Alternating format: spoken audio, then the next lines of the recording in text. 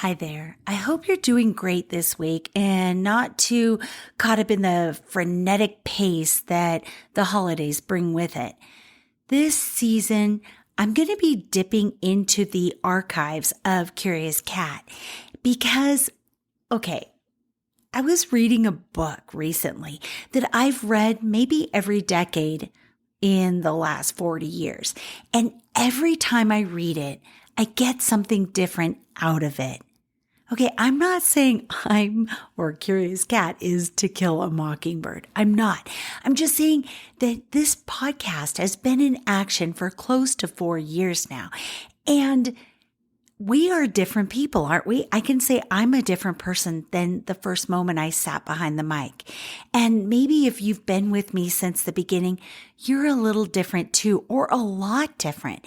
As I give you these encapsulated past podcast episodes that I made in love back then, I wonder if something different will hit you this time around, if it's your second listen.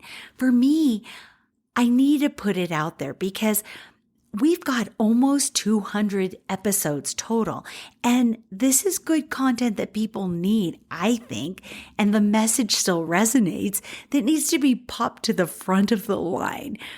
So this week specifically, I'm diving into the holidays and grief.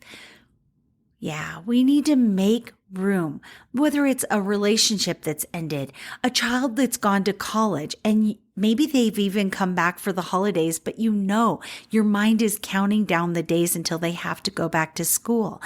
Grief like that, grief of losing a loved one to the other side, to death, grief of losing a pet, grief of changing where you live because of economics, you had to move.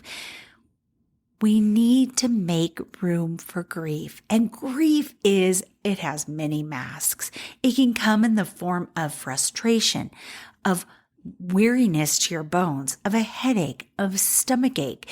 We need to stop in those moments and say, is this grief? I need to take time to feed my soul.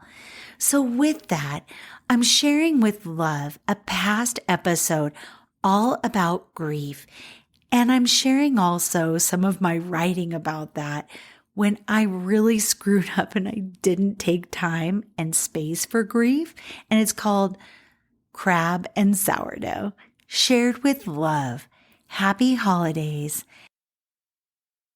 Thank you for listening to Curious Cat, where we examine the shadowy space where science and the supernatural collide. I'm your host, Jennifer Holtz. Join me every week as I explore what it means to be a soul in a meat suit.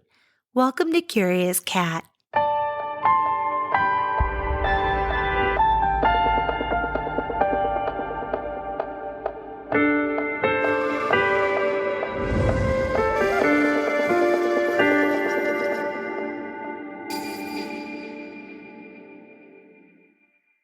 During a recent car ride with a loved one, we had a great conversation that led them to making some really fun suggestions for a few, quote, light episodes for the run-up to the holidays.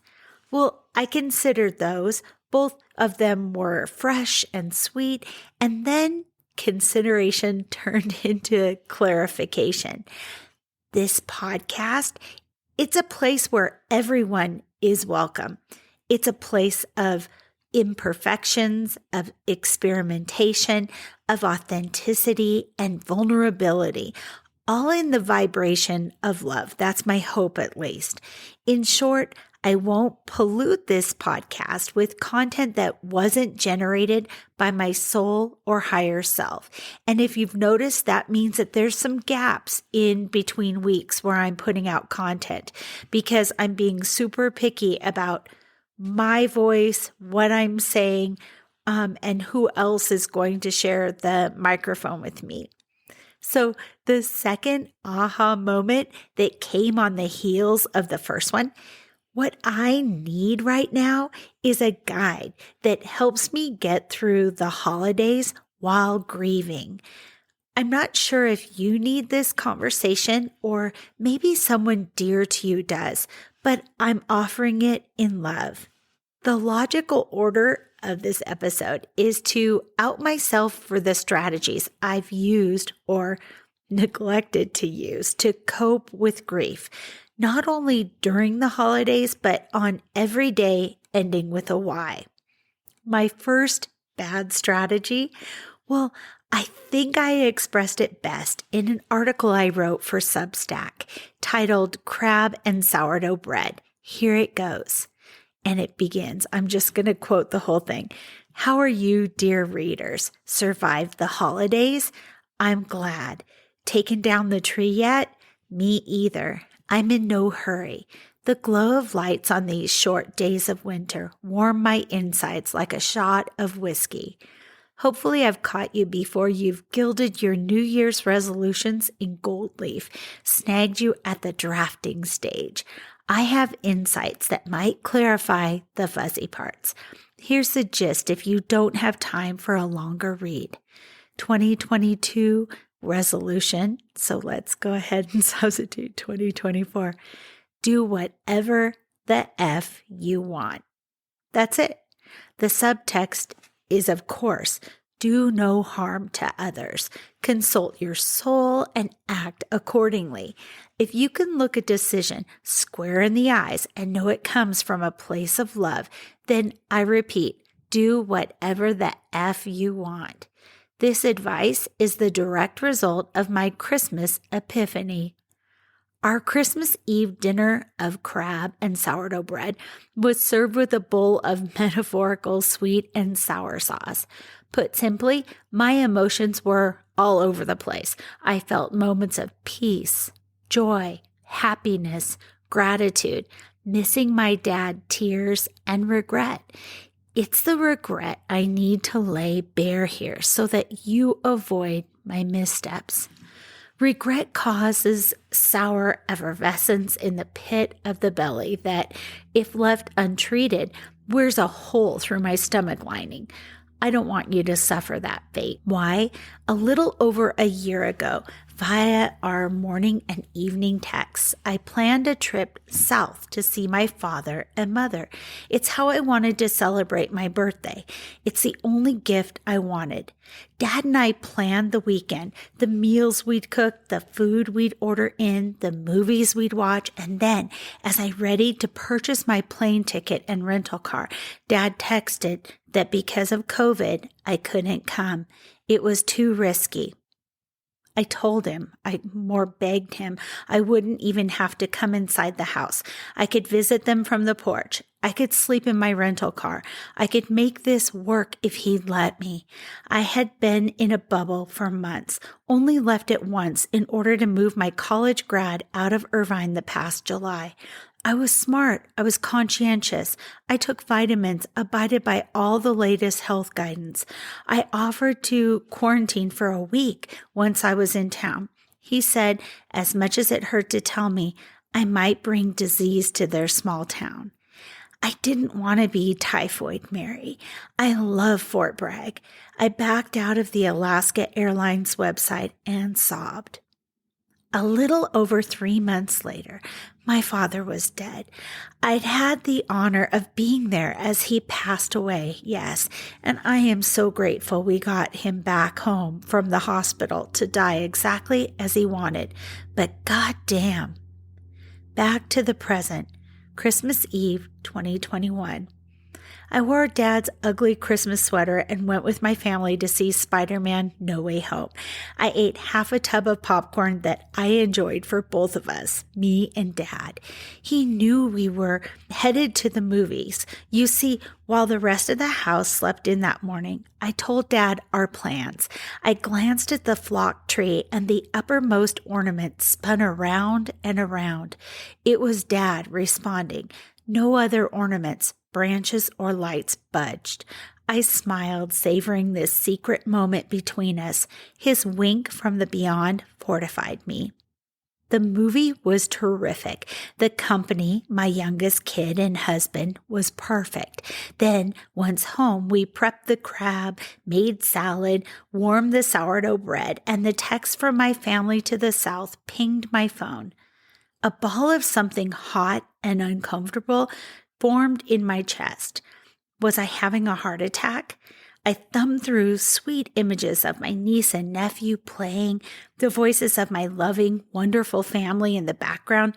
My cheeks flushed with love for them, but my chest continued to burn. And then it dawned on me. This wasn't a heart attack. This was rage. Rage? Where was this rage coming from? I tamped it down like a cigarette butt on asphalt. Asphalt. I'm an ass, it's no one's fault. And I continued with dinner. We ate. I channeled my anger into scrubbing pots and pans clean. I thought I'd off-gas some of my angst, but as my spouse played tug with our dog Cooper, he slipped and the lab's fragile hips splayed and I barked, "Don't play rough with Cooper. I can't deal with a hurt dog." The room cleared.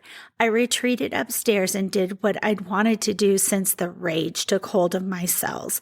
I changed into pajamas and pressed play on The Ref, my father's favorite Christmas movie. I nested, comforter pulled up to my eyes, and watched, wishing Gary Riley was in the room to make his funny side comments. As the credits rolled, I turned on A Christmas Carol. It was that BBC version they play on FX, which is absolutely incredible if you haven't seen it yet. You can find it on Hulu. But anyhow, at the Ghost of Christmas Past part, my heart thawed. I apologized to my husband, texted an apology to my kid.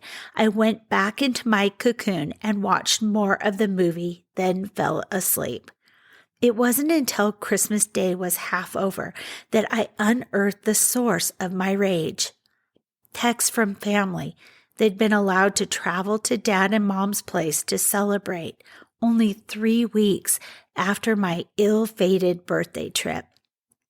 I'd been so incredibly angry and hurt, and at the center of the sore spot, I was pissed at myself for not doing what I'd wanted and what I'd needed, and I knew I could do responsibly.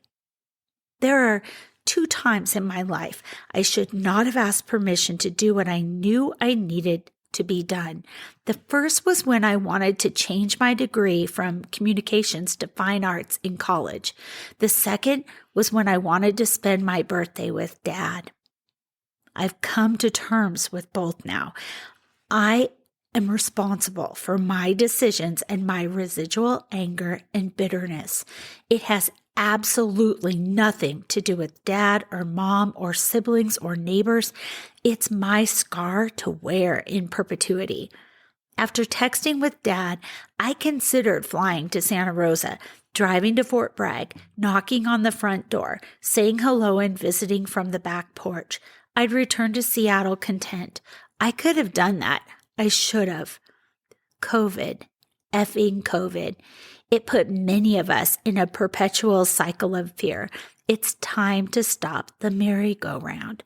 When it emerged, we didn't know much, and because of that, we were terrified. We did the best we could at the time. We still are, but we're learning how inept the people in charge have been. In fact, most glaringly, they've been living their lives while we dutifully paused. If that isn't motivation enough to break the cycle of fear, then think of me and my non-choice choice, the one that meant no birthday with Dad, instead seeing him one last time on his deathbed. My advice? Do not wait to make plans. See people. Hug them. Shake their hand. Lift your mask. Smile at the baby across the street. We've sacrificed enough. Never going to have the chance to do's. Let's agree to stop. Stop. Stop asking permission from an expert, a doctor, a politician, a relative, a friend, an anonymous stranger to do anything you want. Just stop.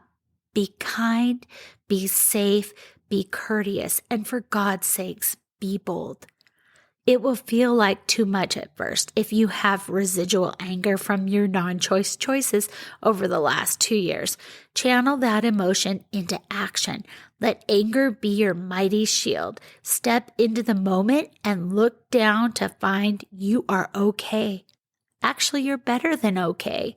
You'll see that your fear is a shrunken thing in the corner of your psyche. Go ahead and hide it behind a potted fern if you like, but move on, live life.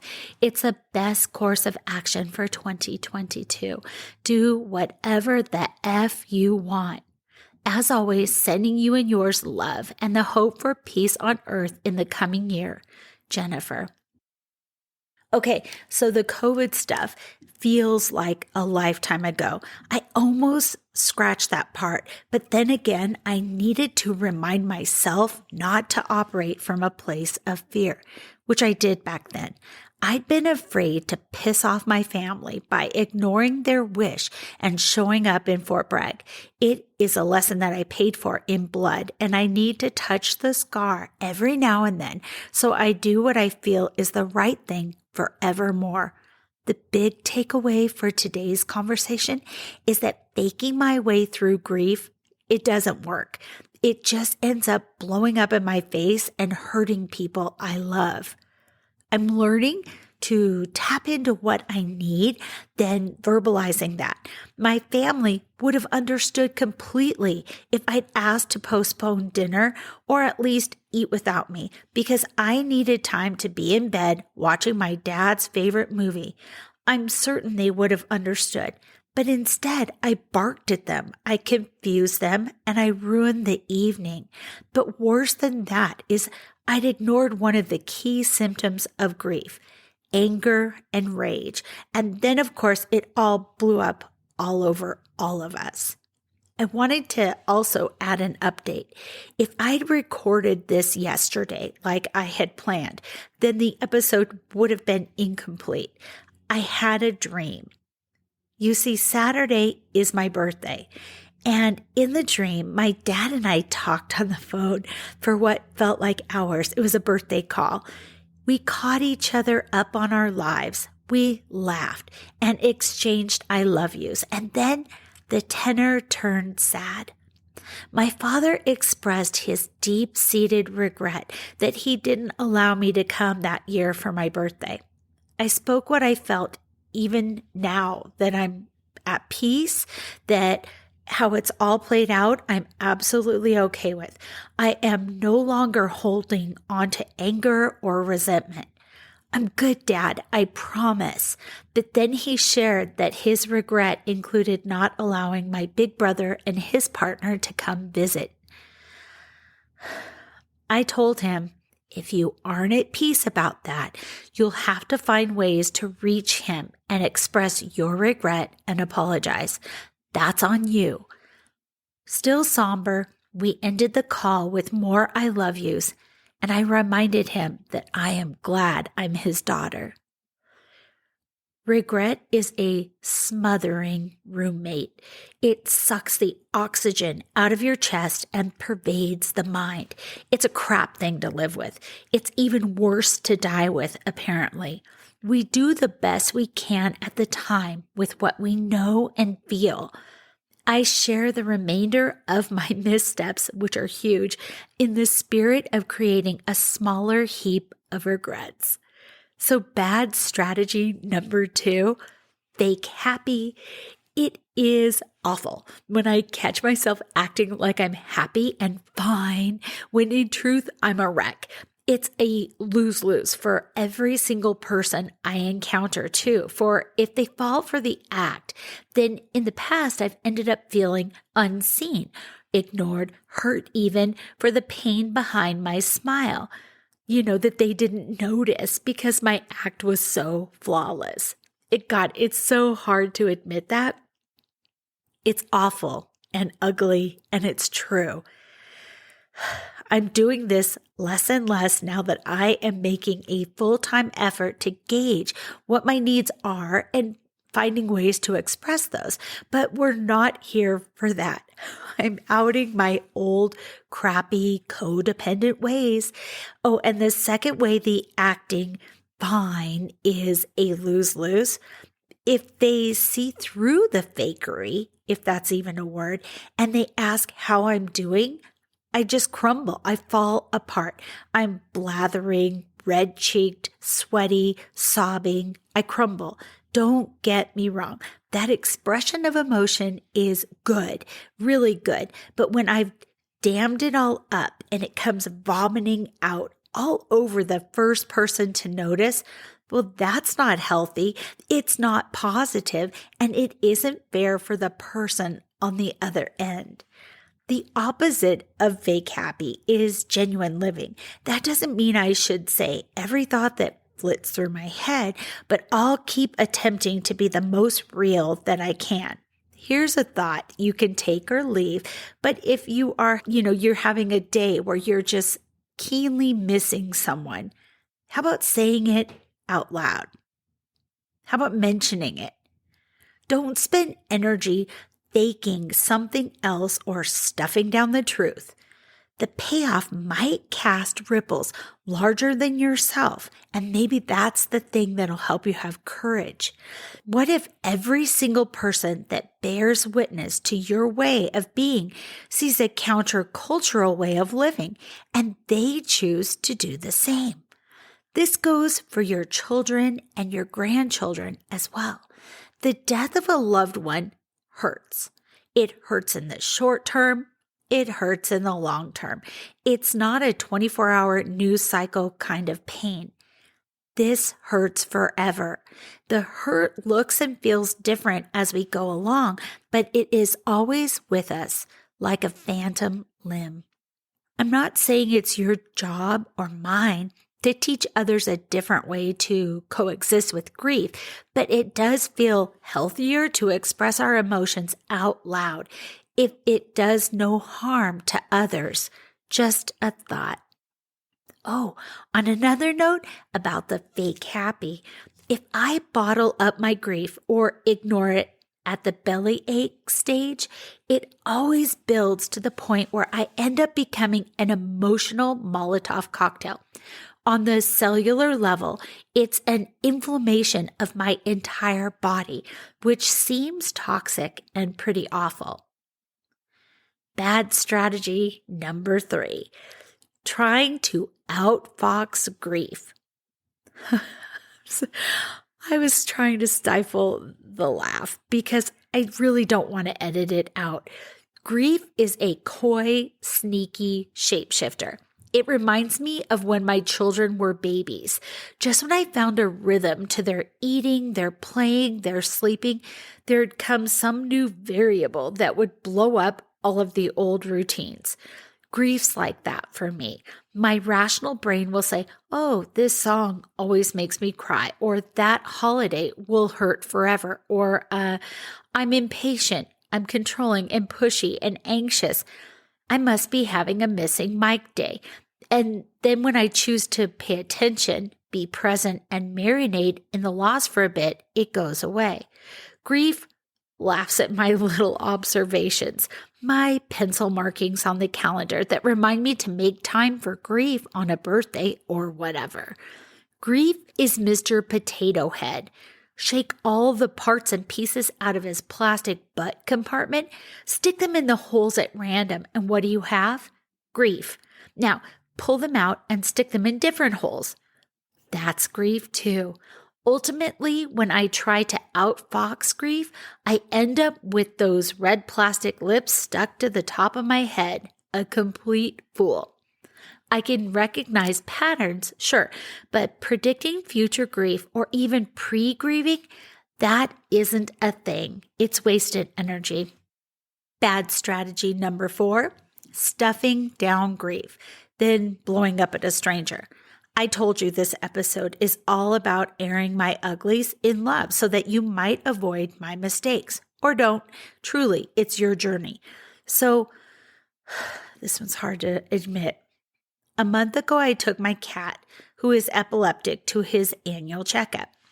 Opal had been fast asleep on the big bed, peaceful until I grabbed him up, stuffed him into his carrier, and drove to the vet. Our appointment was near the end of the day. All that so they could draw his blood to confirm that his phenobarbital levels were safe. That's the whole point of his annual checkup, so that they can feel safe writing the next year's worth of prescriptions. The actual exam went smoothly. Opal was a great little Buddha, but then the tech took him to the back room for the big blood draw. I asked if I should wait in the exam room or out front, and she said stay in the room. 15 minutes elapsed, then 30, then 45. Finally, the tech returned with Opal in his carrier. She slumped over and groaned. He's going to be very sore. I'm so sorry. His jugular will be deeply bruised for a while. I didn't understand.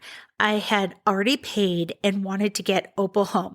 I remember having the presence of mind to ask why he'd be sore, and she said because they had difficulty finding a vein.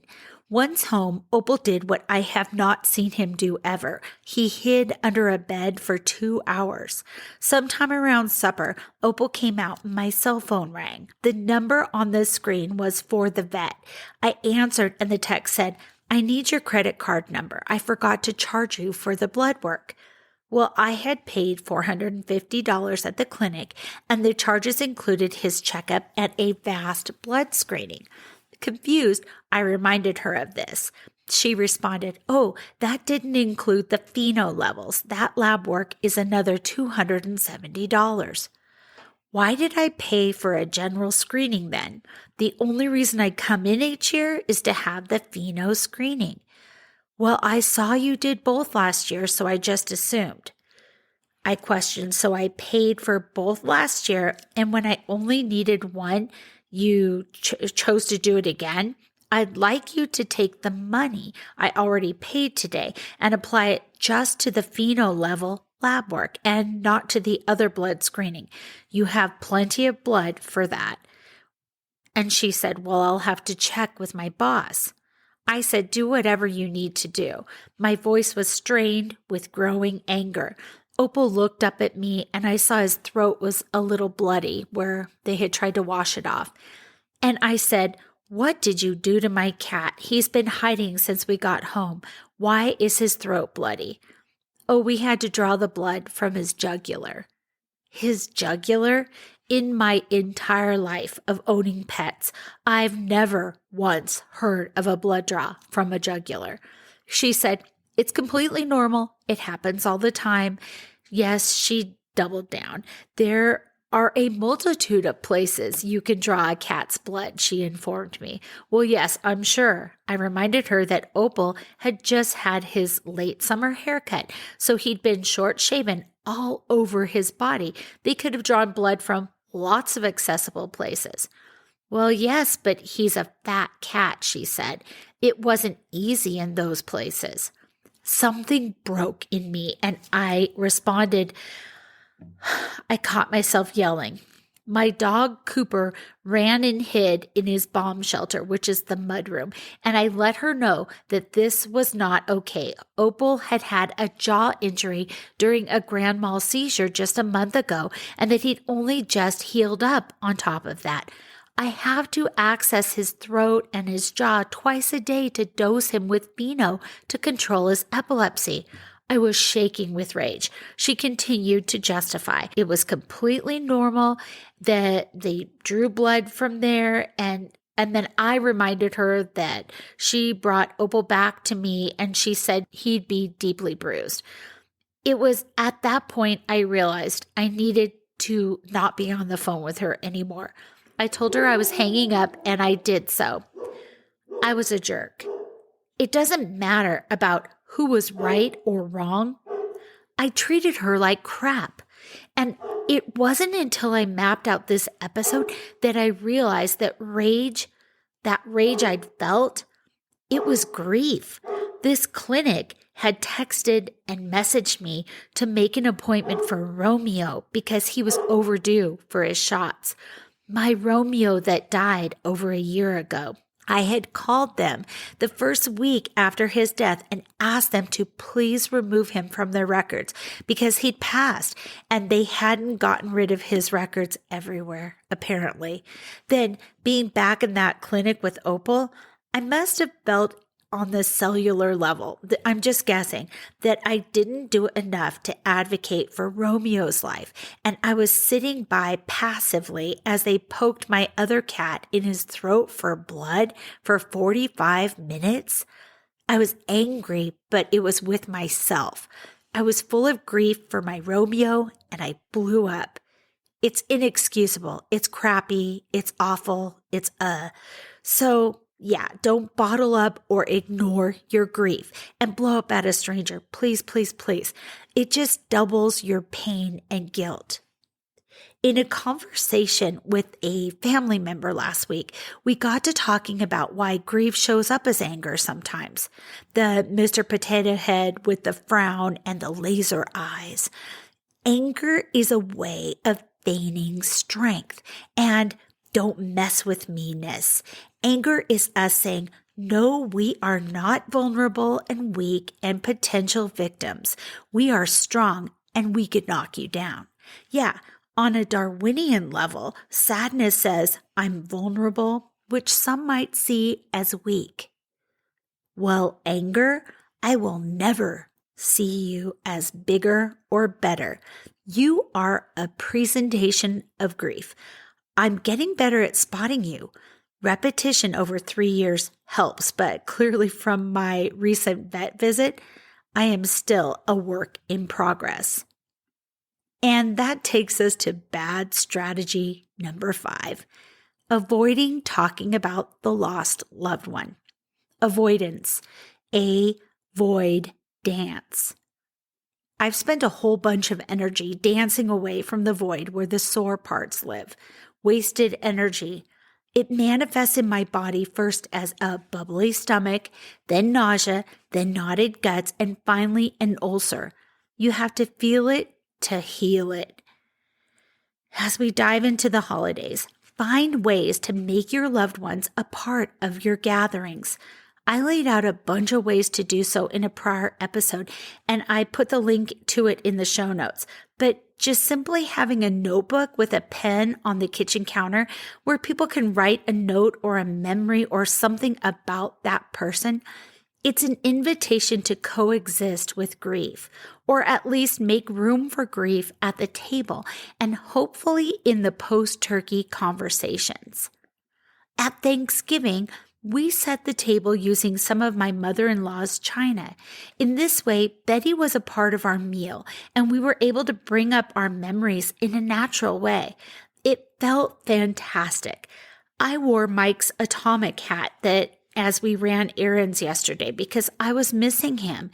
That was a way I kept him close when my heart needed a dad hug. I think we're living at a time when it's trendy to revisit traditions.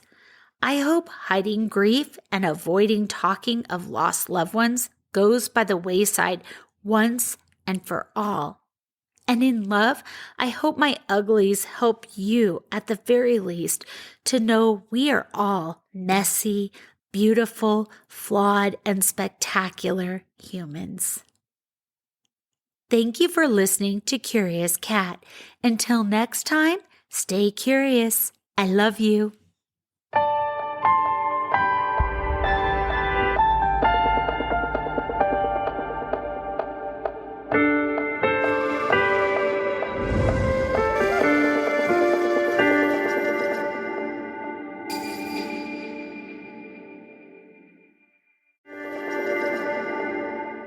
Hey, you. Yes, you. Are you looking for a new podcast that appeals to your scientific curiosity, but is also a little bit spooky? Show me how I died in a past life. Well, look no further, because this cat is where it's at. He had concerns about the ethics surrounding AI, feeling they had achieved consciousness.